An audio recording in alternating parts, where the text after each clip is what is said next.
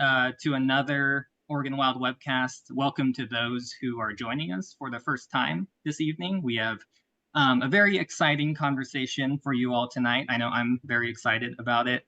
I'm also Sammy Godlove, the Central Oregon Field Coordinator for Oregon Wild. For those who are new to Oregon Wild, hang on. Let me see if there we go. We have been around since 1974, working to protect and restore Oregon's wildlands, wildlife, and waters. In this slide, you can see just a few examples of the spectacular public lands and landscapes that we have here in Oregon and that Oregon Wild is fighting every day to protect. So tonight, we are also joined by NPCA, who we are partnering with this evening to bring you this webcast. So I'm going to let Colin Deverell, NPCA's Northwest Associate Director, talk about the great work that NPCA does for our national parks and public lands in Oregon and across the nation. So Colin, please take it away. Awesome. Thanks, Sammy. Again, I'm Colin Deverell. I'm the Northwest Associate Director for the National Parks Conservation Association. Really excited to join our friends and partners at Oregon Wild in hosting this webcast on imperiled parks and public lands, and appreciate you all joining us here on your Wednesday evening. So if you're not familiar with NPCA, we are the national nonpartisan advocacy organization dedicated to protecting and preserving America's national parks.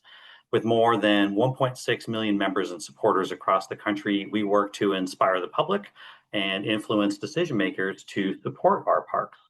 While our main office is in Washington, D.C., we do have more than 25 offices across the country, including our Northwest Regional Office, which works in parks in Oregon and Washington State. So in addition to the significant national issues you'll hear about from our speakers tonight, our Northwest team is hard at work on local campaigns that are as diverse as our parks here in the Pacific Northwest. So just a couple examples. At North Cascades, we're working to restore the iconic grizzly bear and rewild the most rugged landscape in the lower 48. At Olympic National Park, we're partnering with tribes to support salmon recovery in the face of a changing climate. At John Day Fossil Beds, we're pioneering a new conservation collaborative to protect Oregon's iconic painted hills. And at Oregon Caves, we're seeking to restore the Oregon Cave Chateau, a nearly century-old Great Lodge of the National Park Service that was recently listed as one of the country's most endangered historic places. But as you'll hear from our speakers tonight, all of these efforts and more are at risk. So now more than ever, we need people like you all to speak up for our parks and public lands. If you're already an NPCA member, thank you so much for your support. And if you are interested in becoming a member, please look us up at npca.org/join. And if you have questions or interest in our work in Oregon or Washington State, please feel free to email us directly, northwest@npca.org. Thanks so much for joining us tonight, and I'll turn it back to you, Sammy. Awesome. Thanks, Colin. And thank you, NPCA, again, for joining us this evening, and also for all of the great work you do for our parks and public lands. I just have a few housekeeping items to go over first, and then we'll get into it. I'll try to make this quick because I know we have a lot to go over this evening. So first, thank you to those who purchased raffle tickets for this evening. Winners will be notified via email tomorrow. There is still time to purchase raffle tickets if you haven't. You can do that where you signed up for this webcast at OregonWild.org on our website. Also, a video recording of this webcast will be emailed out tomorrow. It'll also be posted on our website and on our YouTube channel. So if you enjoy the event and the conversation, please feel free to share that with your friends, family, on your social media channels. And if you have any questions for any of our panelists that come up during the program, please use that Q&A bubble that you should see on your screen. And we'll have about 10 to 15 minutes or so at the end, and we'll try to answer as many of those questions as we can. And also, please feel free to enter those questions at any point throughout the evening. Lastly, next week, we also have an exciting webcast planned. So on Wednesday, June 4th, that is titled The Journalist Exposing Trump's War on Public Lands and Wildlife. And we'll be joined by a couple reporters from Public Domain, which is a team of journalists who are covering current public lands issues. So this will really be a great follow-up conversation to the discussion we're having tonight. So make sure to go register for that as well.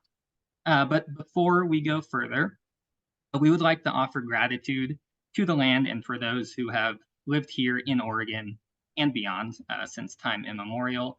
So this map that you're looking at, this shows the traditional homelands of the various tribes that call this place what we now call Oregon home. The history of tribes in Oregon is complex and nuanced and includes many colonial legacies and wrongdoings like forced removal that have long-lasting and current impacts to both people and the landscapes they inhabit. Many of the places we are talking about tonight are parks and public lands. Many of these are on stolen lands, and it's also not just public lands, it's our homes, farms, cities, communities, and all of us who enjoy these places and benefit from these places have a responsibility to not only acknowledge Indigenous people and land, but also to do meaningful work by supporting them in the present, respecting and uplifting tribal sovereignty, and taking action in any way you can. Okay, with that, I'm going to stop sharing my screen and we'll jump into it. So I am very pleased to welcome and introduce our panelists for this evening. Chuck Sams was the 19th director of the National Park Service and the first Indigenous person to lead the agency. He is an enrolled member of the Confederated Tribes of the Umatilla Indian Reservation in Northeast Oregon, where he also grew up. After leaving the National Park Service in February and returning to Oregon, former Director Sams rejoined the Pacific Northwest Power and Conservation Council, where he currently is. And Kristen Brengel is the Senior Vice President of Government Affairs at the National Parks Conservation Association, where she leads legislative strategy on public lands conservation, resource protection, and park funding. So thank you both so much for being here tonight. Also, thank you for your many years of work dedicated to protecting our public lands and national parks. Chuck, I'd like to start with you. So as I just mentioned in your bio, you're a member of the Confederated Tribes of the Umatilla Indian Reservation, and you grew up in Northeast Oregon. As a kid, what was your relationship with parks and public lands? Oh, well, thanks for the question. And Sammy, thanks for having me here. You know, multiple, everything from going down to Oregon fossil beds and getting the deep understanding of what it must have been like here a million years ago, and the work for going on 50 years now that the Park Service has done to tell an ancient story of the flora and fauna that was here before humans actually roamed this territory. Always fascinated me, along with the painted hills that come there, and then my own tribal people who went down there to collect everything from obsidian to clay that they use to not just survive on the landscape, but to thrive on the landscape. And then my travels that would take me all the way down to Arizona to my mother's people who are Kokopah, and we would stop at the Grand Canyon. And when you're 5 years old, standing on the edge and looking down and marveling and thinking how much water it must have taken to move that earth, because we have our own version of it here in the Columbia Gorge, but on a much more massive scale when you get to the Grand Canyon. And so I feel very fortunate to grow up visiting multiple sites from Washington all the way down to Arizona and back again. And was very surprised, of course, when I was asked to be the 19th director of the National Park Service, as Kristen well knows, because that wasn't on my life's bingo card. But what an honor it was, because I've spent many, many years of wandering through the parks and talking with folks and meeting so many rangers. And what I'm seeing now is very, very disheartening, because we know that the staff who go every day, don't do this for the paycheck. They do this because they're dedicated to preserving and protecting our cultural and natural resources and the American heritage, and telling the American story, the good, the bad, and the difficult, and they don't shy away from it. Right. So when you came on board as the director of the Park Service, that was kind of during the post-COVID surge in visitation. I'm sure you had to deal with all sorts of challenges. Do you have an accomplishment from your time with the Park Service that you're most proud of? When we were looking at the issues, because there was a lot of damage done, especially psychologically, we talked to the staff all across the country and asking them from the ground up, what did they want to see that would support them more holistically? And they came up with RISE, being respectful, inclusive, safe, and an engaged workforce. And what did that really mean? I mean, they wanted to ensure that respect was a two-way street, that, respect is earned every day. And that means that just because you may have a position of authority, it doesn't mean an automatic respect. We needed to ensure that we were earning that respect for those who were supervisors, and it was a two-way street. We must be inclusive in everything we do, ensuring that those on closest to the ground were part of the decision-making process because they knew what was needed on the ground in order to be successful from everything from restoration of critical cultural resources to paving roadways to restoring restrooms and creating new visitor center. We needed to be safe, not just safe physically, because generally the National Park Service has wonderful rules and regulations about safety, but also psychological safety. So much damage had been done previously during COVID, where folks were being forced to go to work, both when there was a shutdown period and during the COVID period, that placed them at great risk. And we could feel that those issues. So we provided more employee resources, not just for the rangers and staff themselves, but also for their families. And then they wanted to be engaged at all levels, an engaged workforce that recognized that they could provide contributions both to the organization and to the parks themselves.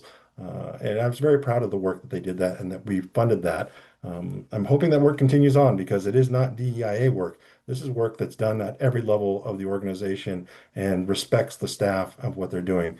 I'm not seeing that respect happening, but I know that the staff deserve to have that type of respect so that they can feel safe in the work that they're doing. So you mentioned earlier you traveled the country, parks and public lands pretty extensively, both in your time as Park Service director, but also, throughout your life. I'm wondering, how did that influence your perspective on our national parks today? First and foremost, I've told the story many times, is that I was very fortunate as a young sailor to be stationed in Virginia. And we had a 2-week time period between coursework. And we got a buddy of mine married off in Maine. And then we began a trip that took us from Maine to Florida, visiting as many national parks, monuments, and memorials as we could, partially because we were poor and we could actually park in the parking lot and sleep in the van. But more importantly, it gave us an opportunity to walk in the footsteps. While we're in Maine, of the native people of Maine, we were able to go into Massachusetts and walk in the footsteps of the very early colonial people, also in the Narragansett people. We walked in the footsteps of revolutionaries, of Civil War veterans. We walked into industrialists. We got to see uh, all of these different aspects of what America was and the storytellers that were there, those who were protecting cultural and natural resources and willing to impart that information on us. When I took my oath of office at age 17 to defend the Constitution of the United States against all enemies, foreign and domestic, that trip alone really showed me why I was doing it and the responsibility that that oath never dies. And so when I retook that oath again when I became the 19th director, it just continued to solidify that oath lasts your entire lifetime. And I got to see that firsthand with each and every ranger. My favorite story on that trip was when we were at Antietam. We, of course, spent a little too long at Gettysburg because Gettysburg is absolutely fascinating. But we ran over to Antietam because we wanted to pay our respect to the 5,000 dead that are in the National Cemetery. We went through those beautiful wrought iron gates, and there was a gentleman there in green. He gets up and he says, "Boys, I've got to shut those gates in an hour." And we told him what we were there for. He was very kind. He walked us through explaining the honored dead. We jumped over the rock wall. We went down by the Burnside Bridge. He talked very passionately about the battle at the Burnside Bridge. He told the story about two brother-in-laws who had been served together at West Point, and one had married the southern gentleman had married the northern gentleman's sister. I mean, the story that he told was just so impassioned. And then he helped us back over the rock wall and walked us out the gate exactly an hour later, and off we went. It wasn't until years later that I didn't fully understand the uniform differences of the staff. And when I looked back, he wasn't an interpretive ranger, he was maintenance. He just had a name tag. And what I saw as the 19th director everywhere I traveled, and I got to nearly 130 parks, is it didn't matter whether you were the administrative officer, didn't matter whether you were maintenance, interpretation, cultural resources, everyone in their park knew the story of the park and could tell it with a deep passion about the history, the flora and the fauna that was in the park, and just that dedication and love of what they do radiated in every park that I got to visit. Thanks for sharing that. I love that. And Kristen, I'd like to turn to you now. So you've spent your career advocating for national parks and public lands, which, of course, some of our most beloved places. From your experiences, both professionally and personally, what makes these places special? And what made you want to pursue a career protecting them?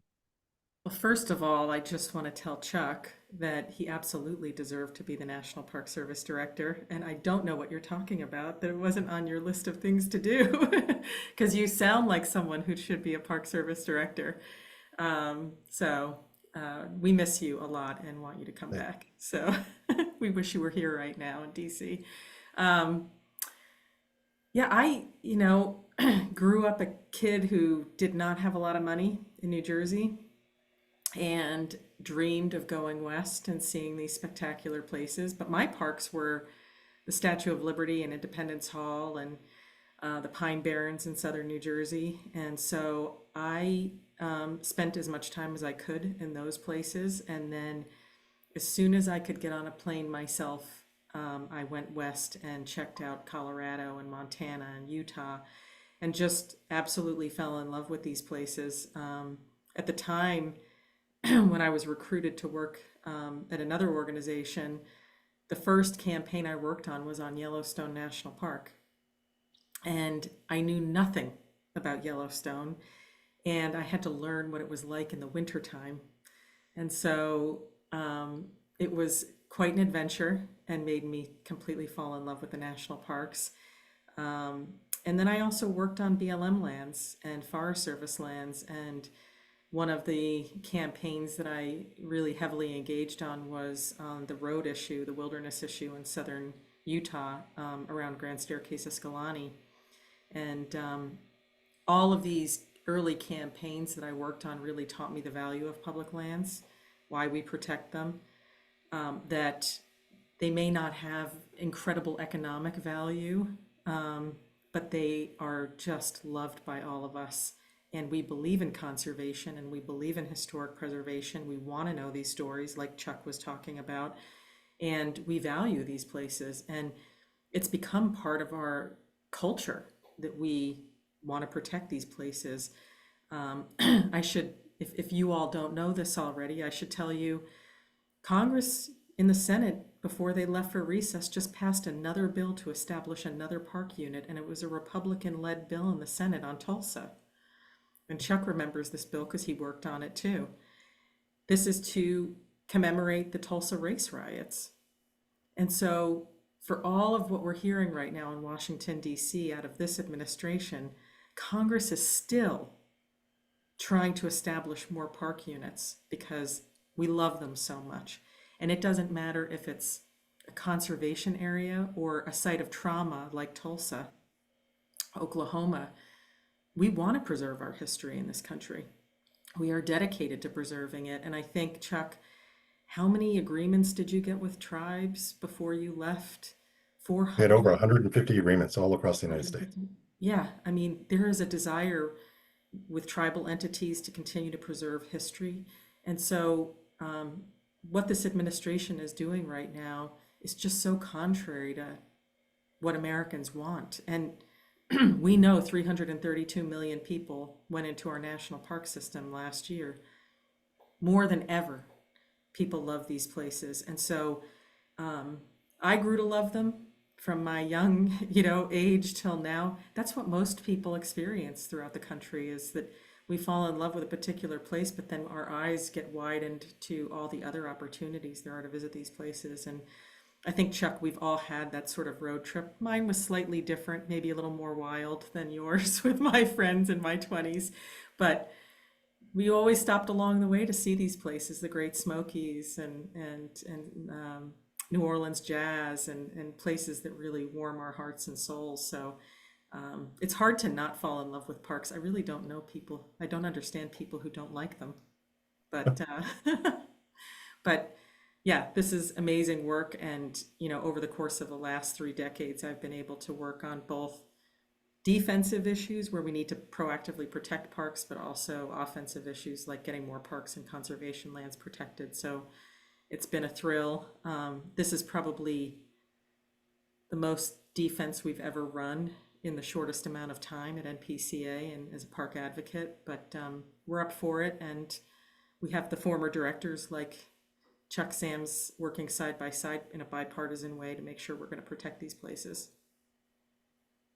Thanks. Yeah, I was thinking about uh, my childhood traveling to parks with my parents in public lands, and those are some of my fondest memories. And I bet a lot of people here tonight too also have some very fond memories from visiting these places, and also agree that our public lands and our national parks are, of course, some truly special and remarkable places, and also have very important stories that need to be told, as you mentioned. But of course, unfortunately, these places are also under attack right now. So I want to pivot a little bit to that. So Kristen, between widespread blanket layoffs and court orders and employee reinstatements and reductions in force and whatever else has happened so far, there's just been a ton of chaos and uncertainty and confusion surrounding Trump and Elon Musk's efforts to fire public lands staff and employees. So can you just give us a brief timeline of what has happened so far up to this point, and where we are at now? Yeah, get ready for some heartbreak. So I think Chuck's last day at work was January 20th, which was the first day of the new administration when we saw the first raft of executive orders get handed down. And that's when we first saw the hiring freeze. And a hiring freeze means a hiring freeze. You can't hire anyone. And that is hugely problematic for the Park Service. As many of you know, the Park Service has a flow of staff constantly coming in, whether it's seasonal staff or permanent staff. And a lot of times people switch into different parks to do different jobs over the course of their career. And so a hiring freeze really places an immense limitation on the Park Service to begin with. So that was the first action that rang alarm bells to us. And then a couple days after that, the administration rescinded job offers for thousands of Park Service staff. So these were people who Chuck hired to come into the parks and work, whether they were seasonal or permanent, and they rescinded all of those job offers. All in one fell swoop. People got a message saying, no thanks, you no longer report here. So we really got concerned at that point and raised alarm bells with Congress saying, we're not going to have enough staff, seasonal staff for the summer. This is when a lot of the spring break parks need to do their hiring. And so those were our first couple of things that happened. And then we heard that the Park Service was forced to submit to OMB a list of probationary staff people. And these are typically people who are in their first year or two of a position. We know that they sent a list to OMB that was about 1,700 people large. And we were really worried, and our worst fears came true. On February 14th, 1,000 probationary staff people were fired. Not only were they fired, but they were told that they were bad at their job in the email that went out to them. So can you imagine, especially being a young person and being told you don't have a job anymore, you don't have housing, and you're not doing a good job. So it's on your record. If I were young and that happened to me, I would have panicked. So we fought really hard to get those probationary folks reinstated and made a strong case. And you all probably saw the videos of the park rangers saying, my dream job, I just got fired from my dream job. They were all over the social media channels. Luckily, a judge put those positions back in place, and many of those folks came back to work at the Park Service after they were fired. Not everyone, but many of them did come back. And then what we saw was a succession of these forced departures, let's just say. The first one was the fork in the road, where it asked people to resign and still get paid through the fiscal year. Then there was a request for early retirements and buyouts.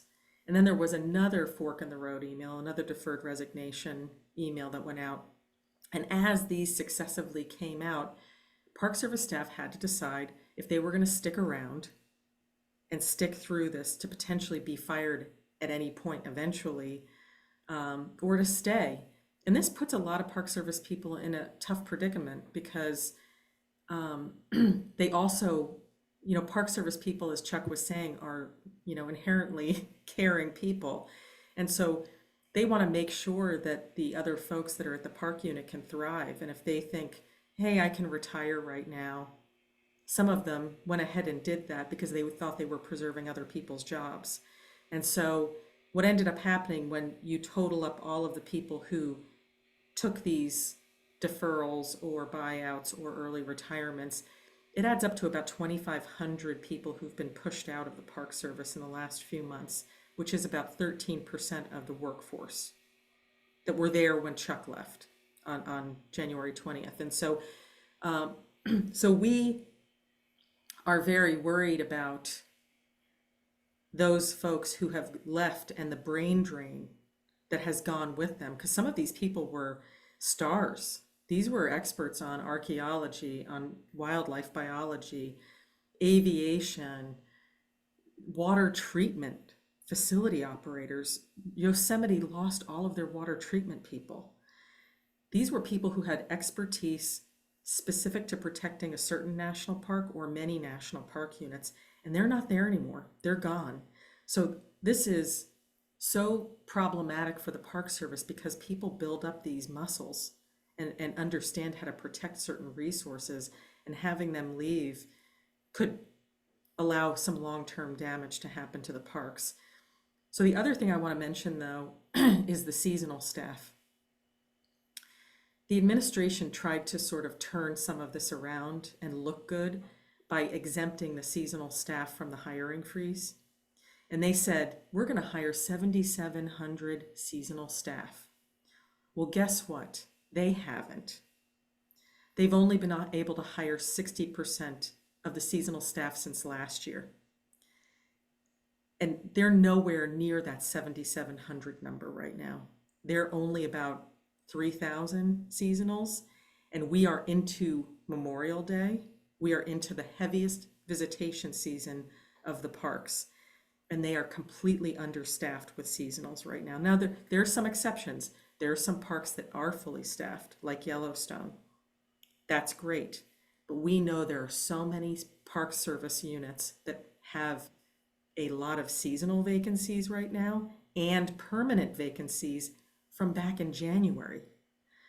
So our parks, based on our calculations that we've done at NPCA and my conversations with Chuck, this is probably the lowest staffing in modern history of the Park Service right now, right in May 2025.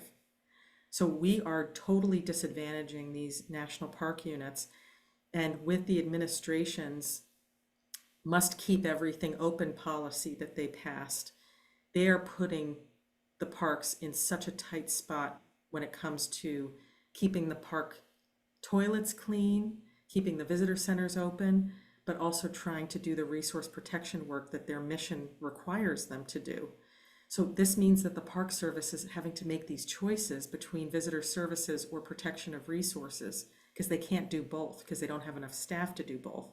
Some of you read the articles about the scientists at Yosemite that are cleaning toilets. That is real. That is very real.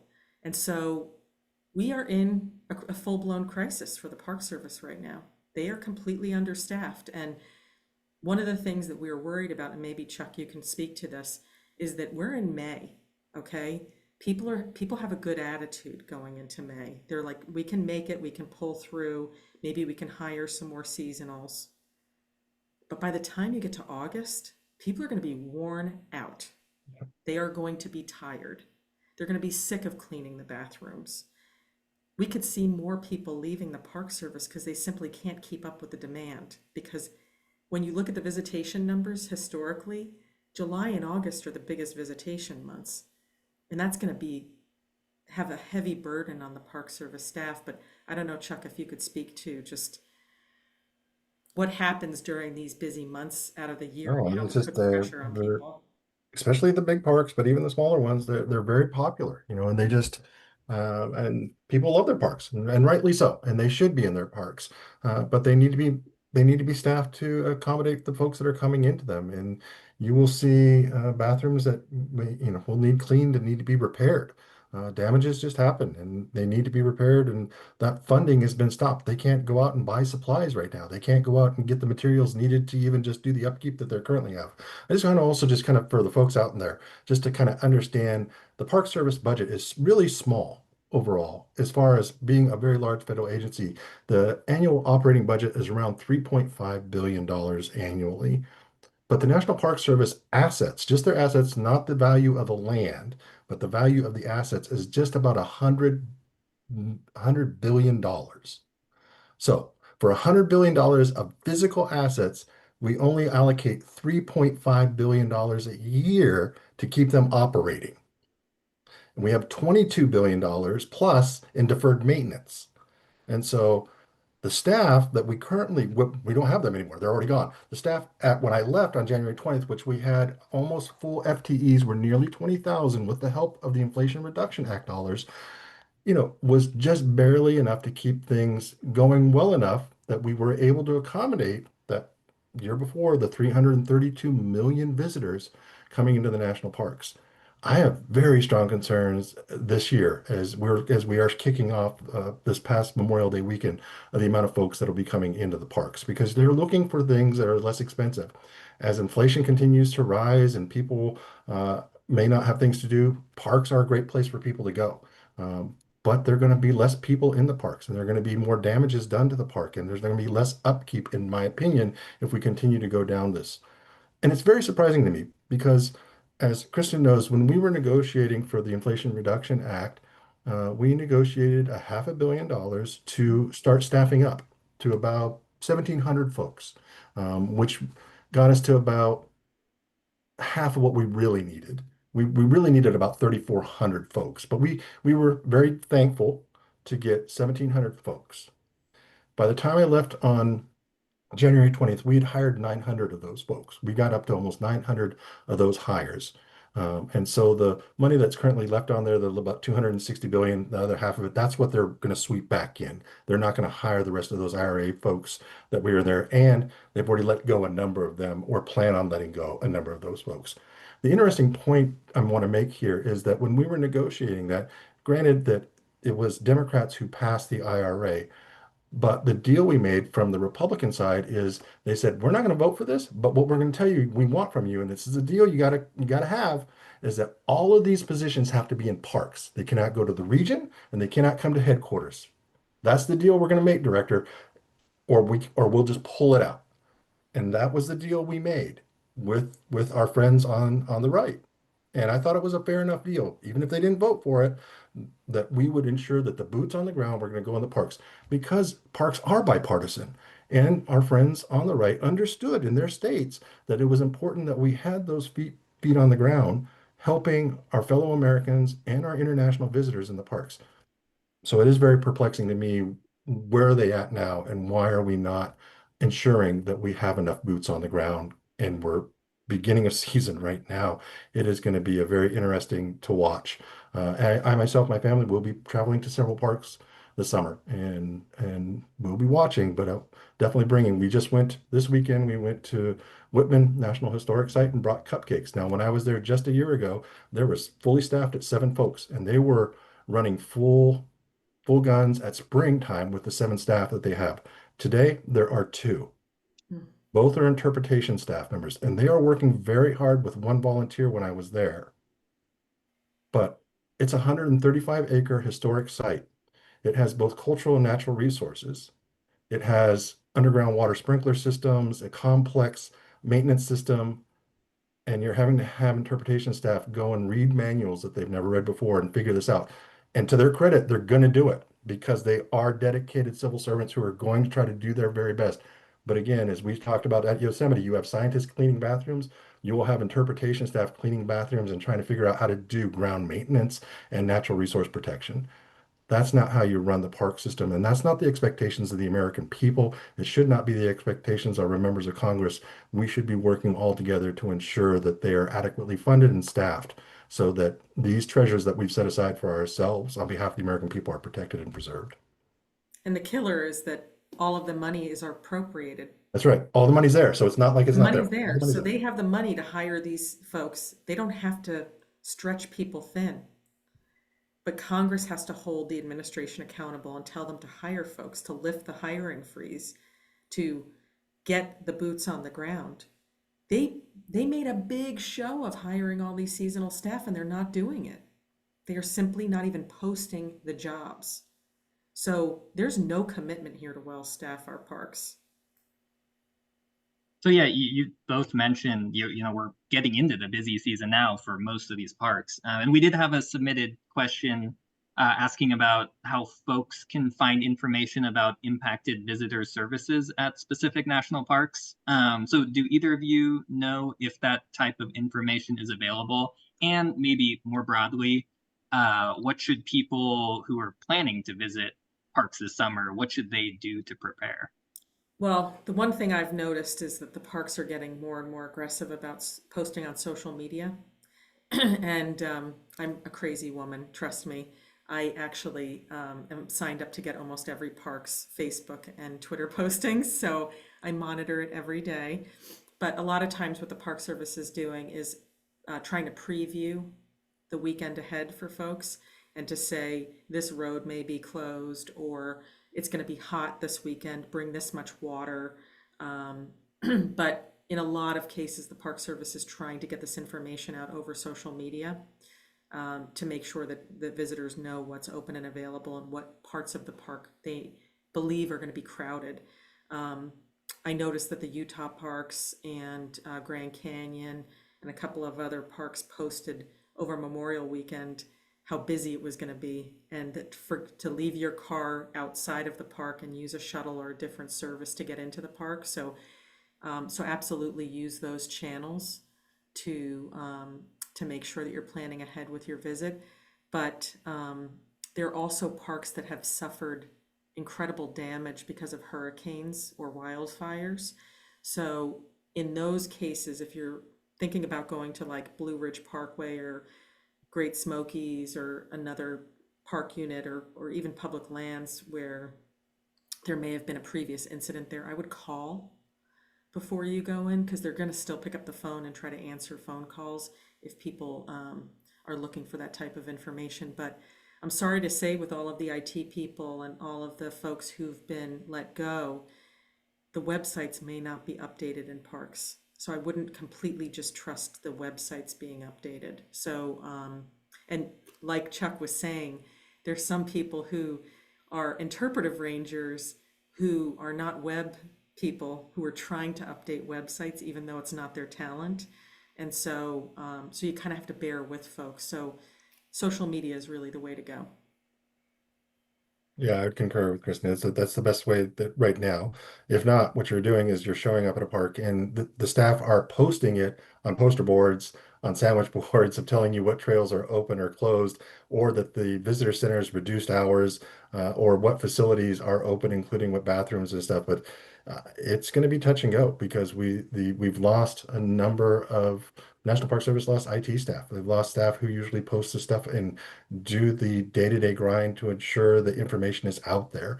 And when I was in, we ask everybody to plan like a ranger and use the app. But if the app's not being updated because we don't have people being able to do that on a regular basis, it's going to be tough. But I'm very proud of the work that the folks who are staying behind trying to do it. I would ask my fellow Americans and international visitors, please be as patient as you can with the staff. They are doing the best they possibly can, and they will do the best they can to make your visit a joy as they can, but they have limited resources right now. Right. And Chuck, earlier you brought up funding. So I know in addition to reduced staffing, these agencies are also experiencing reduced and cuts to budgets and funding. And there's even proposals from the administration and Congress to significantly cut even more of that funding. Can either of you talk a bit about these budget cuts and proposed cuts and how those might further impact public lands and parks? I'll start off by saying that it's looking like nearly $1 billion of over a quarter of the operating budget of the National Park Service is proposed by the president in his skinny budget. It also just does the budget in a lump sum. So there's no line items, which all parks, because I've been through this planning process many times and I've done it as a government official in other governments.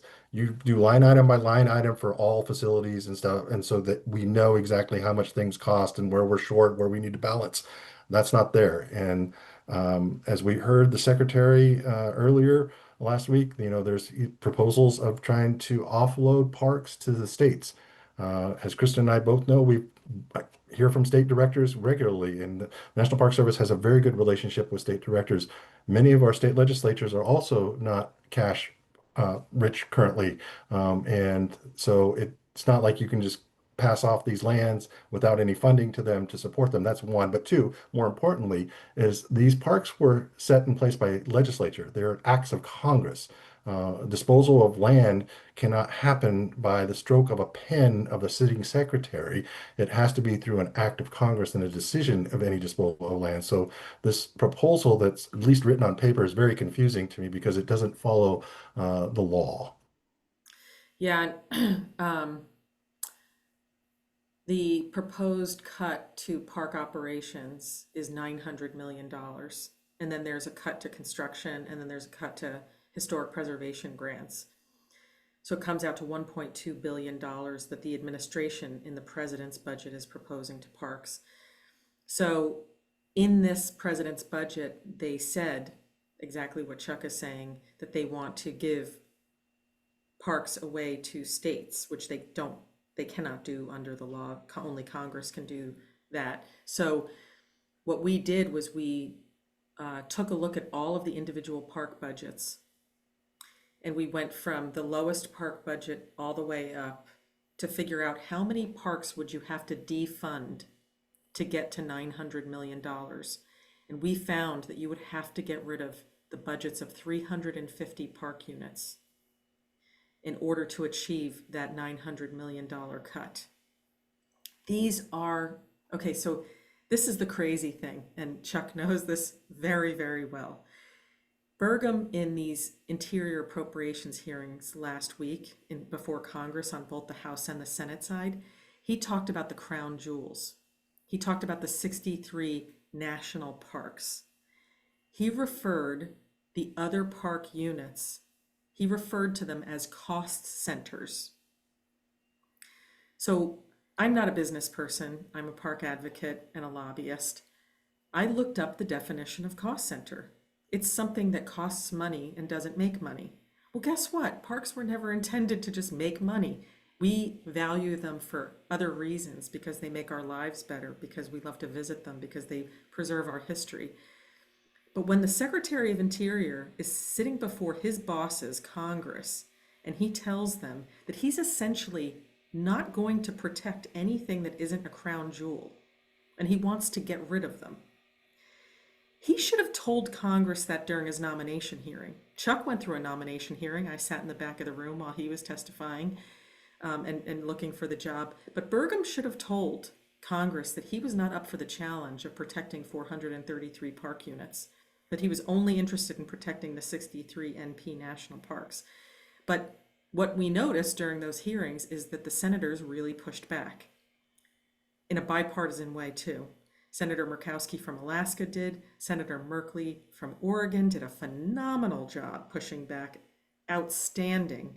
He really went at it with Burgum about this notion of getting rid of park units and staff. Senator Heinrich from New Mexico, Senator Murray from Washington State. These senators were holding him accountable for saying that he knows he's understaffing parks and he wants to get rid of parks. And so these budget cuts would be ruthless if they were put in place, and they would essentially hamstring these parks so they couldn't stay open. And so And when I think Merkley asked Burgum directly if he could provide a list of the places he wants to get rid of, Burgum couldn't do it. He just brushed him off. And this is a sort of agreement that every Interior Secretary has with the public and with Congress, that they're going to care for these places, that they're going to steward them. This is the first time I've ever witnessed anything like this in my career, where an Interior Secretary goes before Congress and basically says, I'm not doing it, you know? And so we have to be really concerned as we move forward. And one of the rumors that we were hearing, I don't know if you were hearing it, Chuck, too, but we were hearing that if and when they do a reduction in force, that they had about 100 park units that they were going to completely obliterate the staff at, in addition to all the other reductions in force that they were proposing broadly within the Park Service. And so they seem really intent on making it impossible to preserve the park system. And so we really need Congress to hold them accountable. And as Chuck said, they can't just propose a budget with a lump sum amount. It has to be line item to make sure that Congress can make them keep these parks open, keep them staffed, and hold them accountable for it. But this is totally unacceptable, and the public should not accept what the administration is putting on the table right now. Burgum is showing his colors. He is showing exactly who he is, and he's going to do whatever the administration and DOJ tell him to do. And so we need to make sure we're calling our members of Congress early and often and telling them this is completely unacceptable and the public does not want this. And one of the things that Chuck can tell you even better than I can is that a lot of the parks that have the biggest budgets are not NP national parks. Right. They're recreation areas Areas. and seashores and lake shores and places that a lot of visitors go. The Statue of Liberty is not an NP national park. The mall in DC is not an NP national park. Independence Hall is not a national park. So many places that are iconic in America are not NP national parks.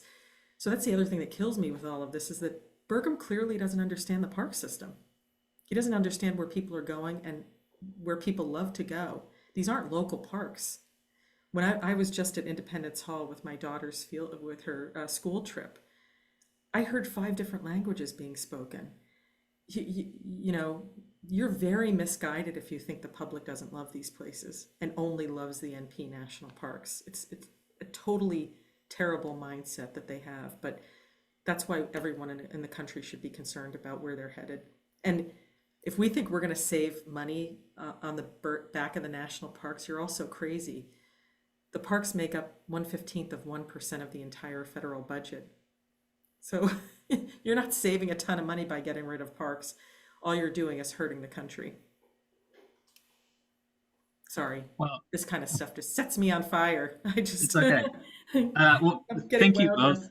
Yes, thank you both so much for diving into these issues. I know it probably hits close to home pretty hard for both of you. But before we turn to audience Q&A, I do want to make sure to take some time to discuss how we all collectively can take action to protect these places and also support the employees who steward them.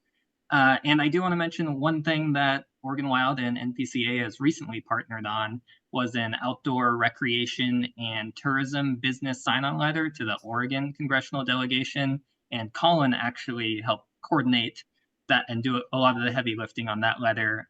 Colin, do you mind jumping back on and quickly discussing that a bit more?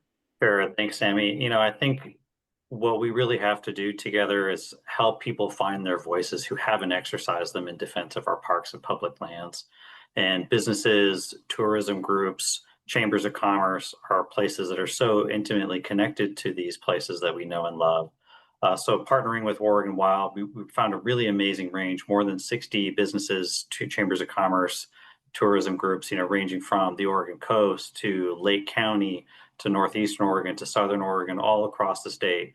No matter how close they were to a national park, they recognized how important they were to their communities, their economy, and the way of life in the Pacific Northwest. So I think that's what we intend to do in our Northwest office and across the country, and encourage folks to, if you have a business, reach out and think about how you can exercise that voice and speak up to your member of Congress. Awesome. Thanks, Colin. And lastly, for both you, Kristen and Chuck, so we're here tonight with an audience of hundreds of national parks and public lands lovers, many of whom I'm assuming are not very shy about sharing their opinions. And we did have a lot of questions submitted from folks wanting to know, what can they do right now to help defend these places, help support the people who steward them. So what are the top two actions that both of you would urge people in the audience to take? For me, first and foremost is I encourage, if they haven't already, just read the Organic Act. It is 2 pages long, but in it says what it's the foundation of what we do as Americans and why we set these places aside for ourselves. The charge of both the director, but also the charge of the secretary, to fully understand what it means to do the work that the entire National Park Service does. I can tell you the staff know the Organic Act inside and out, and they understand what their responsibilities are.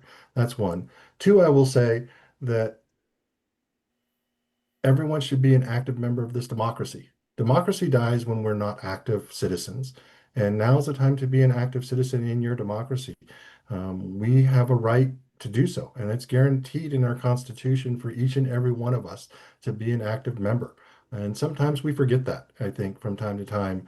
And now is the time for you to be an active citizen and to voice whatever opinion you may have about this issue, good, bad, or indifferent.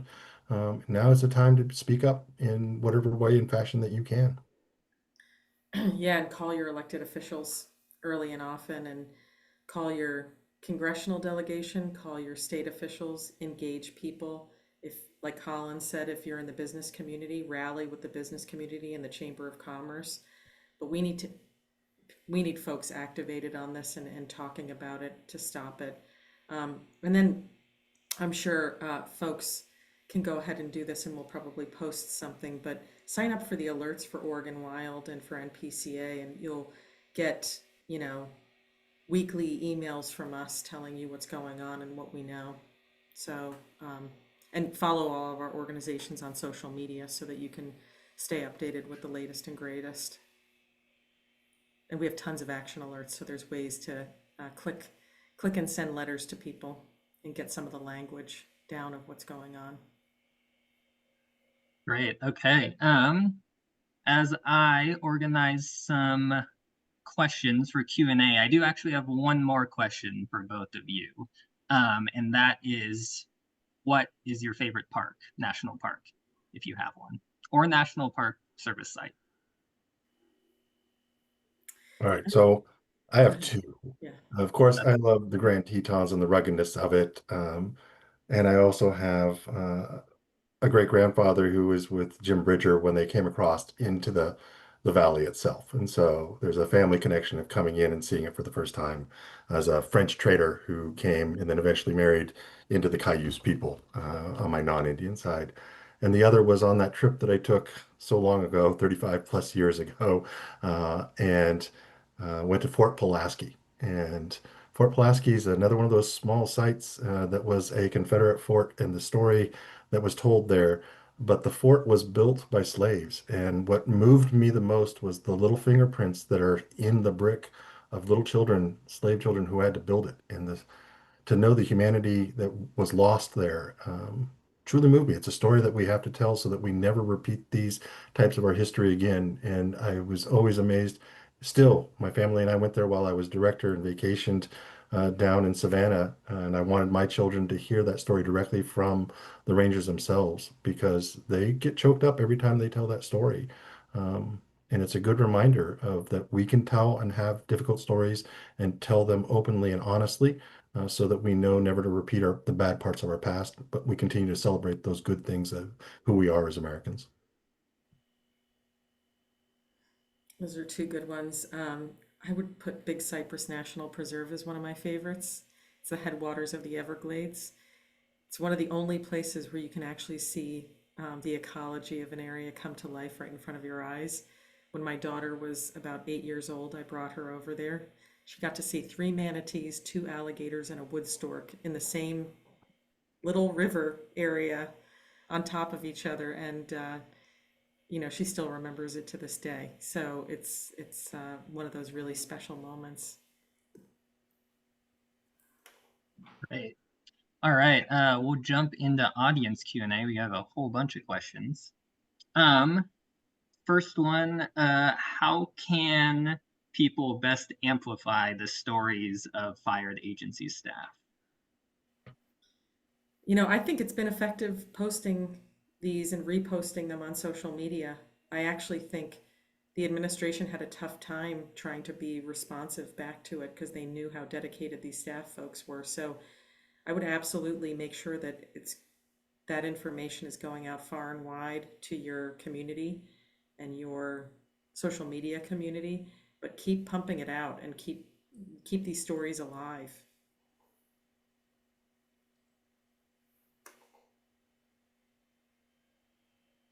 All right, and we had several questions related to this, but you both touched on this a little bit. So there's been many proposals by Congress, the administration, and in some states to sell off, transfer, or privatize public lands.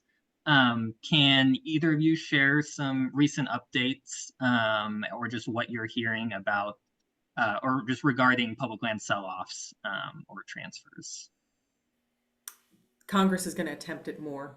They had a midnight amendment added to budget reconciliation where they tried to sell off over 500,000 acres of public lands in Utah and Nevada. They didn't get away with it this time. They couldn't, they needed every single vote on that bill. So when Zinke and other members of Congress said this was a no-go for them, they didn't move forward with it, but they will try this again. This will absolutely come up in Congress. And it's going to be more widespread than Utah and Nevada. So absolutely expect it. They might even try to change the underlying law of FLTMA, which is the law that guides the Bureau of Land Management. They might actually try to change the disposal language in FLTMA. So we're watching this very, very carefully. Luckily, folks like me exist in DC who have been trained on all the land management agencies. We know what to look for. We know when there's an actual threat. So as soon as we see something like this, we're going to let everyone know. We're going to shout this from the mountaintops, and we're going to work to stop it. But what's going to be really essential is to maintain this blockade of Republican House and Senate members who will not allow this to happen, who care more about conservation. And so this was the first attack. It was a midnight attack, pretty cheap on behalf of the members of Congress who tried to do it. If you watch the hearing, it's ridiculous. I actually was awake during the whole thing and watched it all go down. They couldn't defend their own amendment. So these attacks are going to keep coming. So please be on the lookout for them, and we'll help guide you on all of that stuff because we know what to look for. The other thing is that I used to public discussions as directors. I wanted the American people to know that we have over 25,000 concessionaires in the National Park Service. That's more concessionaires than there are Park Service employees. So the Park Service has a very strong partnership with private businesses throughout the entire system. And that's fine. I mean, we have really good relationships with a number of private businesses. So privatizing it more doesn't make any more sense. Matter of fact, we actually need more civil servants, not less civil servants, in order to do the protection that we're mandated to do under the 1916 Organic Act. And I think there is room, of course, for those concessionaires. They provide an extra and added service, rightfully so, at a cost. That has to be maintained for their private businesses. I know there's controversy over that, and each administration tries to figure out what that balance is. But the bottom line is that there's already private businesses working within the national parks in partnership with NPS. Further privatization, to me personally, does not make any more sense. We need more civil servants actually supporting and fulfilling the obligation under the 1916 Organic Act. Yeah, and this might be a good follow-up question. So which Republicans, if any, in Congress, might reject the Trump National Park Service budget cuts? So I think there's a good amount of Republicans who are who love the national park units in their states, who would be willing to put up a strong fight for them. Lisa Murkowski did a great job. She's the chair of Interior Appropriations on the Senate side. We've worked with Senator Capito in West Virginia. We have worked with Senator Tillis in North Carolina. So Mr. Bozeman in Arkansas. I'm just trying to think of everyone I've lobbied in the last 3 weeks. But we believe that there are enough Republicans on the Senate side who have worked with us to pass the Great American Outdoors Act, previous to that, the Centennial Act, that we believe that there's some folks who will draw a line in the sand on this stuff. And it's funny, I've been lobbying more Senate Republicans than Democrats. I don't even know if I've even walked into a Democratic office in the last couple of months, because I've been utterly focused on making sure they know what's going on, and that they know what could be happening to their national park units. So I do believe that we can cultivate a sort of line in the sand with park funding with Senate Republicans. So we'll be running targeted ads. We'll be doing targeted actions in those states where we need to make sure that folks stay strong. So stay tuned. And I have to tell you that those signs that the one group is putting up, the billboards around national parks that are saying, park staffing cuts brought to you by Doge. There's so many folks who are out there right now who are trying to make sure that these park cuts are in everyone's faces, even when you're driving near a national park. We hope to achieve that as the summer goes on, that folks will get alerts when their phones get close to a national park unit. We're working on that right now. So you'll get a message telling you that park staffing might be threatened moving forward. So we're going to try to engage as many members of Congress as possible, but we think that there are folks who care enough about the parks that it'll be a line in the sand for them. The House side, I have to say right now, it's very strange. It's very strange how folks are just lining up along political lines. We've never seen something like this before, but we're hoping that starts to break down as we get closer to the election. So we're going to keep at it. And, we're simultaneously lobbying on the next iteration of the Great American Outdoors Act. So we're in these offices every day, and we'll make sure folks know how that lobbying is going. And a follow-up question to that one. What are the most effective things people who have Republican representatives and senators can do? As many visible things as you possibly can do, right?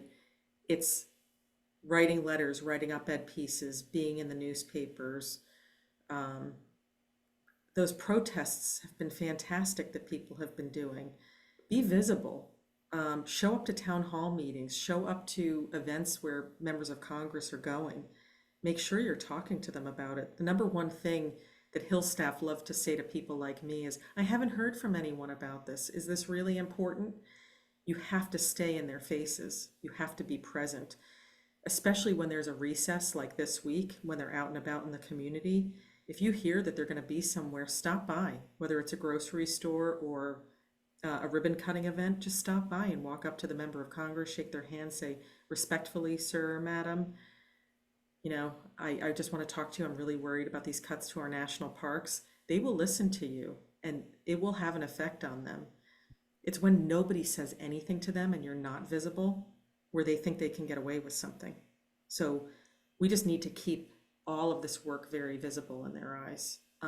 And while they're in DC, calling them and writing them letters is good, but when they're home, making sure that they see you.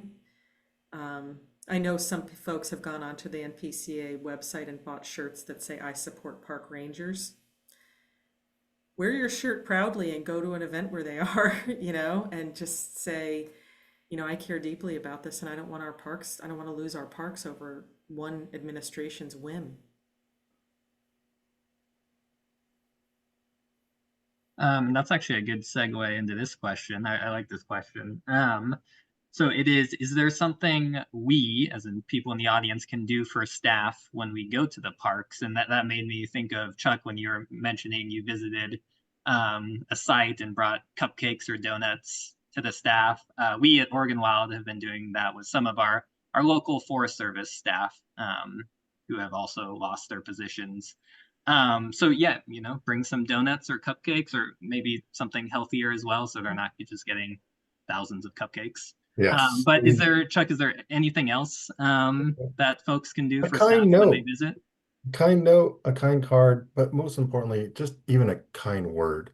There are going to be long lines, and the folks that are, the fee collectors, they have a hard job. They know people are waiting a long time, and I've watched and witnessed people get so angry with them. They don't have control over that. And especially now when there's going to be less people to accept fees, the lines are going to be longer, it's going to be hot, and if you can just remember that kindness goes a long way to people, and just say thank you for your service. Thank you for being here today. Thank you for continuing to ranger on.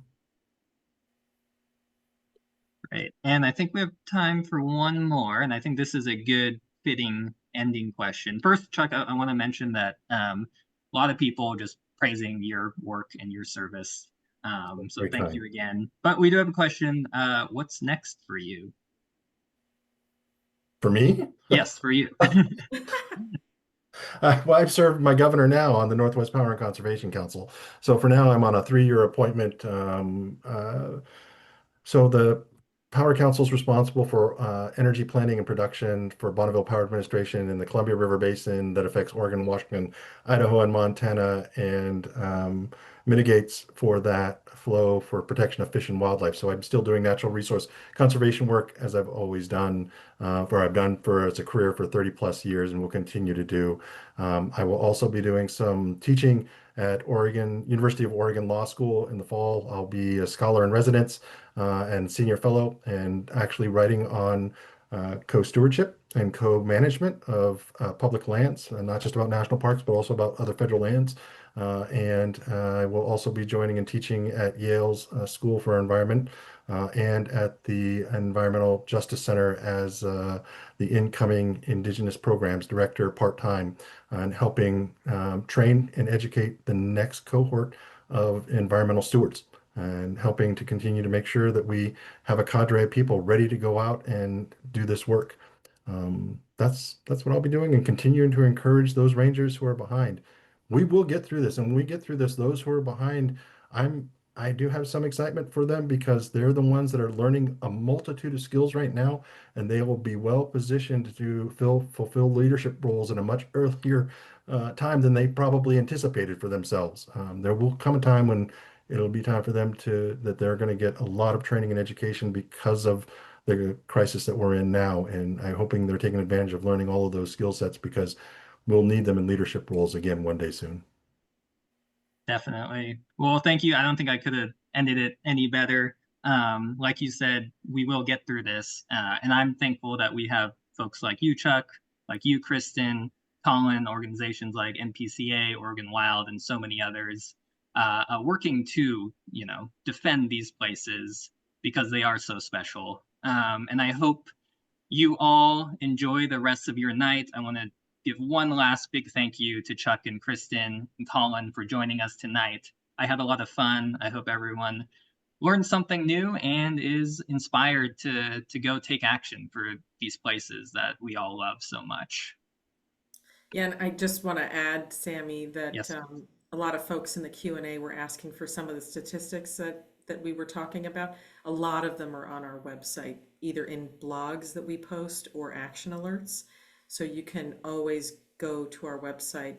And then if you still aren't finding something that was mentioned today, please feel free to email and we can get you whatever information that you need. But we want everyone who joined us today to be armed and dangerous with as much information as you possibly can have to make a case um, for protecting the parks and the staff. So feel free to reach out to NPCA if you need any of those statistics. We want to make sure you're well informed. So but thank you so much to everyone for showing up tonight, and it's great to see Chuck Sam. So Thank you all. Thank you for the invitation. It's always great seeing Kristen. Colin, we'll see you around the area.